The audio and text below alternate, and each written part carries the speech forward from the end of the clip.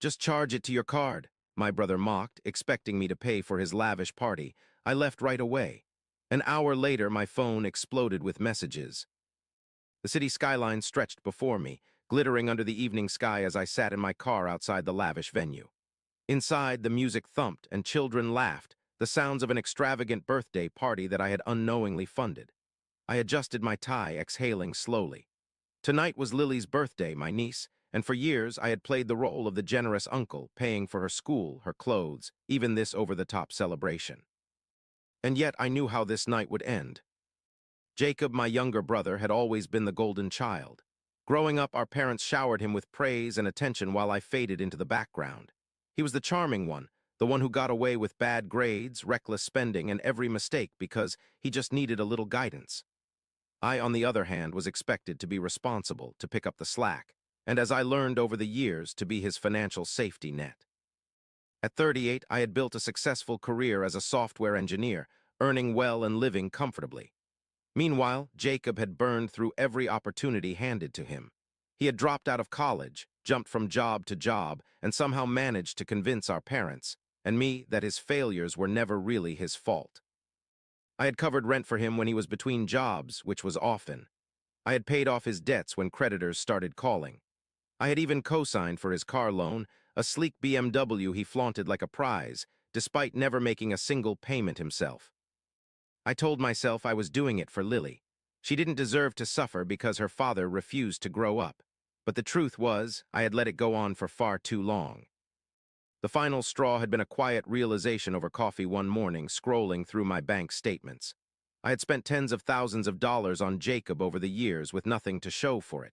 He had never repaid a cent. Never once had he called to say thank you. I wasn't his brother. I was his ATM, and tonight I was about to face that reality head-on. With a deep breath, I stepped out of the car, straightening my suit as I walked into the upscale banquet hall.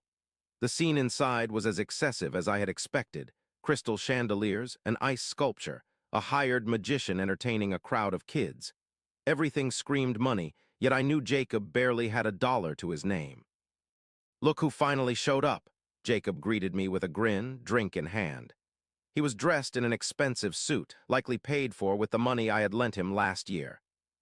"Happy birthday, Lily," I said, forcing a smile as I handed my niece a carefully wrapped gift. Her small hands tore at the paper eagerly, revealing a set of books I had picked out just for her. She beamed, hugging me tightly. "Thank you, Uncle," she chirped. Jacob, however, barely glanced at the gift.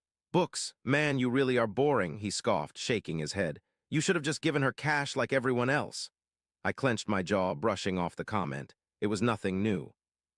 As the night progressed, I found myself cornered into conversations with Jacob's friends, men I barely knew, all feeding off his easy charm. "So, what do you do?" one of them asked, swirling his whiskey. Before I could answer, Jacob leaned in, laughing loudly. "Oh, my brother, he's a total workaholic. No social life, no fun. Just sits in front of a computer all day, probably still a virgin." The laughter that followed echoed in my ears. My hands curled into fists at my sides. He was humiliating me, in front of his friends, in front of Lily. I had let him leech off me for years, and this was my reward. I should have said something, I should have called him out, but instead I stood there, my face burning, my heart pounding. And then he sealed his fate. "Anyway, no worries, big bro," Jacob continued, clapping me on the back. "You're covering the bill tonight, right? Just charge it to your card like always." That was when it all clicked. I wasn't his brother. I was his wallet. And I was done. I didn't say a word. I simply turned on my heel and walked out, ignoring the confused murmurs behind me. Outside, I pulled out my phone, and with a few quick taps, I froze the credit card he had been using. Then I blocked his number. As I drove away, the weight that had sat on my chest for years finally lifted. Jacob was about to learn a lesson, and I was finally free. The air inside the car felt heavy, thick with the weight of everything I had just left behind. My fingers tapped against the steering wheel as I replayed Jacob's words over and over again. "Loser. No social life. You're paying, right?" He had humiliated me in front of his friends, in front of Lily, in front of an entire room of people, laughing as if I were nothing but a walking bank account. For years, I had ignored the resentment bubbling beneath the surface, convincing myself that I was helping, that I was being a good brother. But in that moment, standing there while they laughed at my expense, something inside me finally snapped. I pulled into my driveway, the silence of my home welcoming me like an old friend. It had been a long time since I made decisions for myself rather than for Jacob. But tonight, that ended. I went straight to my desk, flipped open my laptop, and started making calls. The first was to my bank. I canceled the additional credit card Jacob had been using, the one he swore was just for emergencies, but had racked up hundreds of dollars each month at restaurants, clubs, and clothing stores. Then I called the school where I had been paying for Lily's tuition. It wasn't fair that she had to suffer for her father's irresponsibility, but I couldn't keep financing his life under the guise of supporting her. The administrator hesitated when I explained I would no longer be covering the payments, but I was firm. If Kelly, Jacob's wife, wanted to work something out, she could contact me directly. Jacob, on the other hand, was done. I leaned back in my chair, staring at the long list of payments I had made for him over the years. Rent, car repairs, vacations he had no business taking, loans that were never repaid. The final total made my stomach churn. Tens of thousands of dollars, years of enabling, years of being disrespected in return. I shut the laptop with a finality that settled deep in my chest. The first call came within the hour. At first, it was a text from Jacob. "Dude, what the hell? My card isn't working. Did something happen?" I ignored it. 15 minutes later, another one. "Bro, call me. There's a problem with the bank or something." Then came the calls, over and over, his name flashing across my screen. I silenced them. It didn't take long for the messages to change in tone. "Are you serious? You canceled my card? What the hell, man? I needed that. Why is Lily's tuition paid? You're screwing me over. Do you even care about your niece?" The anger, the entitlement, the complete inability to acknowledge what he had done, it was all right there in his words. I didn't respond. Instead, I powered off my phone and went to bed for the first time in years without the weight of Jacob's problems hanging over me. The next morning, I woke up to even more missed calls, this time from my parents. I let out a bitter laugh. Of course, Jacob had run straight to them. I hesitated before calling them back. I already knew how this conversation would go. My mother picked up on the first ring, her voice sharp with irritation. "How could you do this to your brother?" she demanded. I took a slow breath, keeping my tone calm. "Do what, Mom? Stop paying for his life? You know he's struggling," she snapped. "You've always helped him. What changed?" I almost laughed. What changed? Years of being used, years of being treated like a joke. "What changed is that I finally woke up," I said. "He called me a loser in front of a room full of people while assuming I'd pay for his entire party. That's what changed." There was a pause just long enough for me to know that she wasn't surprised. "Honey, you know how Jacob is," she said, her voice softening in that familiar, manipulative way. "He doesn't mean half of what he says. He's just selfish," I cut in, "and I'm done funding it." "You're punishing Lily," she accused. My stomach twisted because that was the one part that actually hurt. I cared about Lily. None of this was her fault. "No," I said firmly. "I told the school that Kelly can reach out to me if she wants to talk. If she needs help with Lily, I'll find a way. But Jacob, I'm not giving him another cent." My mother let out a frustrated sigh, like she was exhausted from dealing with me. "You've always been so cold. He's your brother. He needs you." "No, Mom," I said, my voice steady. "He needs to grow up." I hung up before she could say anything else.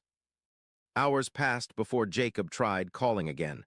I almost ignored it, but a part of me wanted to hear his excuse to see if he would own up to anything. I answered. "Are you done acting like a selfish asshole?" He spat the second I picked up. I let out a dry chuckle. "That's rich coming from you." "You left me with $1,000 bill last night," he seethed. "Do you know what I had to do to cover it?" "I don't care," I said simply. "I had to leave my Rolex as collateral," he yelled. "Are you happy now?" A grin tugged at the corner of my lips. "Ecstatic. You ruined my life, man, you." "No," I cut him off. "You ruined your own life. I just stopped paying for it." Silence. For the first time in a long time, Jacob had nothing to say. I let the silence stretch before speaking again. "Find a job, pay your own bills, and if you ever talk about me like that again, don't bother calling." I ended the call, feeling lighter than I had in years. Jacob had no idea how much worse things were about to get for him, and for once, I wasn't going to be the one saving him. The storm hit within days. At first, Jacob was too stubborn to admit just how much my decision had wrecked his carefully constructed facade. But the cracks started showing almost immediately. By the end of the week, his frantic calls had turned into a full-blown meltdown. My mother had left me 3 voicemails in the span of an hour, her tone shifting from disappointment to desperation. My father, usually silent on matters between us, even sent a clipped text. Talk to your brother. This is getting out of hand. I didn't respond. I wasn't responsible for Jacob's life, and I sure as hell wasn't going to fix the mess he'd made of it. But then, late that evening, I got a call from an unfamiliar number. I hesitated before answering. Hey, it's Kelly, Jacob's wife. I exhaled slowly. Hey. There was silence, then a sigh. Look, I know things are bad between you and Jacob, but I need to know the truth. Did you really stop paying Lily's tuition? I rubbed my temple. Yes, but I told the school to let you reach out to me if you needed help. Another pause, then a bitter laugh.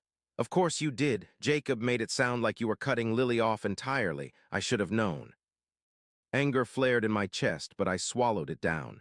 Kelly, I don't want Lily to suffer, but I can't keep financing Jacob's life. There was a sharp intake of breath, then a slow, measured response. I get it now, she murmured.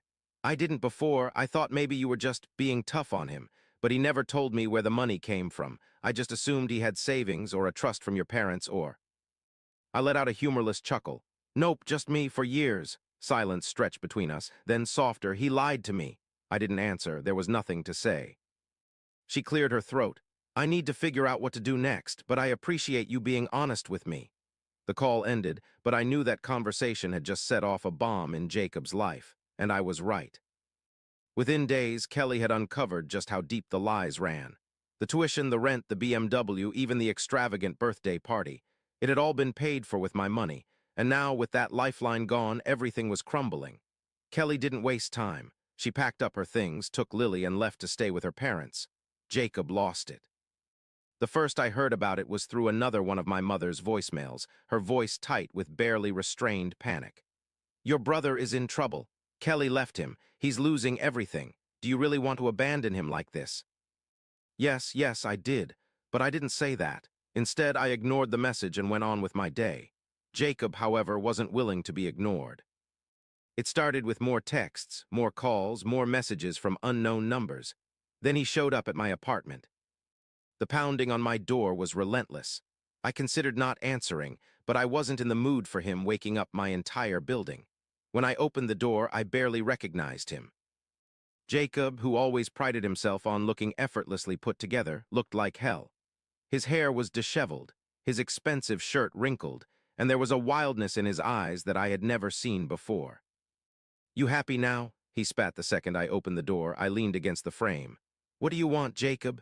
You destroyed my life, his voice cracked. Kelly's gone, she took Lily, I lost my apartment, my car. I cut him off. No, Jacob, I didn't destroy your life, you did, I just stopped funding the fantasy. His face twisted in fury. You think you're better than me? He shoved a hand through his hair, laughing bitterly. Sitting here in your fancy apartment, acting like you're some perfect saint. I never claimed to be perfect, I said coolly. I just know how to take responsibility for my own damn life. His hands clenched into fists at his sides. You don't even care, do you? I care that you humiliated me in front of an entire room of people while expecting me to pay for your lifestyle. I care that you took advantage of me for years and never once said thank you. I care that you only see me as a bank account. His mouth opened, but I wasn't done. But I don't care about fixing your mistakes anymore. That's your job. For the first time since the conversation started, his bravado faltered. His eyes darted away, his shoulders sinking just slightly. Just help me one last time, he said, and this time his voice was quieter. Just enough to get back on my feet. I swear I'll pay you back. I exhaled, shaking my head. No, Jacob. His eyes snapped back to me, wide with disbelief. You're really going to let me fall? I met his gaze. You already fell, I just stopped catching you. A long silence stretched between us. Then, without another word, he turned and walked away. The silence didn't last long. Jacob wasn't the type to accept consequences quietly, and my parents weren't the type to let things go. The calls kept coming, each one more urgent than the last. At first, I ignored them. But after a particularly persistent streak of messages, I finally picked up one evening, bracing myself for the storm. You have to fix this, my mother's voice came through, sharp and accusing. I let out a slow breath. Fix what?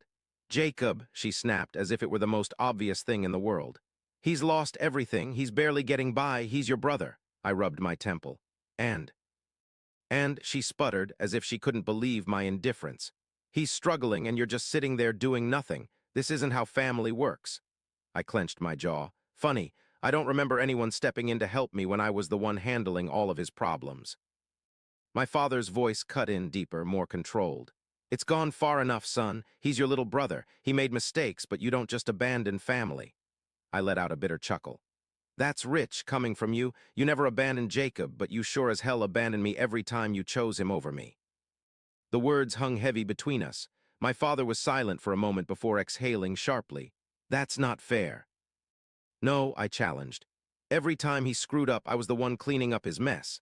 Every time I needed support, I was told to be the responsible one. For years, I paid for his rent, his car, his daughter's education, even his damn birthday parties. And what did I get in return? Mockery, disrespect. You don't get to call me the bad guy now that I finally said enough. You're being cruel, my mother said, her voice tight with frustration.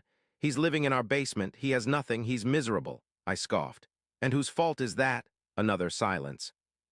You don't get it, she said eventually. You've always been cold like this. You never had Jacob's heart. He's always been more sensitive than you. I let out a humorless laugh. Right, Jacob is sensitive. Sensitive enough to expect everyone to bail him out while he treats them like garbage. Do you even love your brother? She shot back. I closed my eyes, my grip on the phone tightening. I did love him, but love isn't a free pass to treat people like dirt. Love isn't letting someone use you until there's nothing left. My father sighed. So that's it, you're just done with him. I'm done with being his safety net. My mother's voice dropped, softer now. And Lily, you're just going to abandon her too. My chest tightened. That was the one card they had left to play, and they knew it. No, I said after a beat. I already set up a college fund for her. I made sure she's taken care of, but that money, it doesn't go through Jacob. He doesn't get a cent. I could hear my mother's breath hitch, hear the realization sinking in that I wasn't bending this time. This isn't how family should be, she whispered. I exhaled. No, it's not, but that's not my fault. I hung up before she could say anything else. For the first time, I didn't feel guilty. Jacob must have realized that my parents weren't going to convince me to change my mind, because a week later, he showed up at my office. I spotted him through the glass door, disheveled, thinner than I remembered, dark circles under his eyes. There was none of the usual arrogance in his stance. I considered calling security, but instead I stepped outside, arms crossed. I need to talk to you, he said, his voice hoarse. I sighed. You have 2 minutes. He swallowed, looking around as if the weight of standing here asking for help was suffocating him. I messed up. I arched a brow. You don't say. He shifted uncomfortably, rubbing the back of his neck. I didn't think things would get this bad. Kelly's gone. I can't see Lily. I don't even have a damn car anymore. I waited, saying nothing. He exhaled. I just need a little help, man, just enough to get out of my parents' place. I swear I'll get back on my feet. I tilted my head. Like you swore to pay me back all the other times. He flinched. This time's different. I shook my head. No, it's not. His jaw clenched. So that's it. You're really just going to watch me suffer? I met his gaze, steady and unyielding. No, I'm going to let you finally take responsibility for your own life. His hands curled into fists at his sides. You're such a selfish bastard, I smirked. And yet, for years, I was the only reason you had a roof over your head. Funny how that works. His face twisted with anger, but he didn't have a comeback. I'm done, Jacob, I said, my voice calm. You want to fix your life? Do it yourself. You want to see Lily? Get a job, prove to Kelly that you can be a decent father, but I'm not fixing this for you. His eyes burned with resentment, but there was something else there too, something raw, something uncertain. For the first time, he had no safety net. I turned and walked away, leaving him standing there in the cold. It was the last time I saw him for a long, long time. Months passed. My parents still weren't speaking to me much, though I heard from Kelly occasionally. Lily was thriving. Without Jacob's recklessness draining them dry, Kelly and her family had managed to provide a stable home for her. Jacob, he finally hit rock bottom. He burned through the last of his savings, got fired from another job, spent some time couch surfing before finally taking a job that was beneath his standards, bartending at some low-end place across town. And for once, he had to stand on his own. I never reached out. But one day, nearly a year after it all started, I got a text from an unknown number. I get it now. I stared at the message for a long time. Jacob wasn't fixed. He probably never would be. But maybe, just maybe, he had finally started to understand. I didn't reply. Some things he had to figure out on his own. Looking back, I realized that loving someone doesn't mean carrying their burdens for them. It doesn't mean sacrificing your own peace to save someone who refuses to save themselves. Setting boundaries wasn't cruelty. It was the only way to break free from a cycle that had drained me for years. In the end, I didn't abandon my brother. I simply stepped back and let him face the consequences of his own choices. And for the first time, I learned that real love, whether for family, for others, or for yourself, sometimes means letting go.